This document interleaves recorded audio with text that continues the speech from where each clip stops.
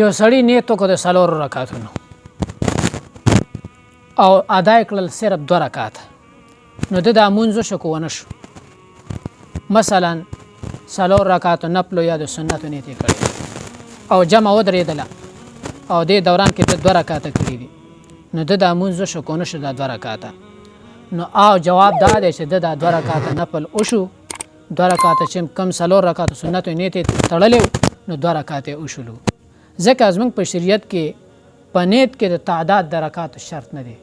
یو سړي 2 رکعته پوره کړه او سلام یې وګرځاو دا مونځ یې وشو. دویم سوال دا دی یو سړي په قرات کې یو خاص غلطي وکړله فاحشه چې هغې سره مونځ فاسدېږي، لیکن دغه فاحشه غلطي د په 2م رکعت کې ټیک کړله، هغه غلطي په 2م رکعت کې ټیک کړله، نو آیا مونځ وشو که ونه شو؟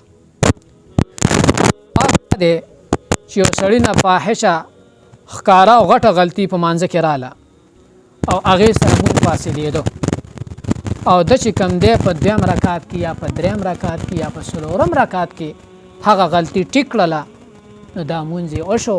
ځکه دا ټول مونځ په منزله د یو مجلس دی، یو مجلس کې چې سړي نه غلطي وشي او هغه ټیک کړي نو دا ټیک کېږي.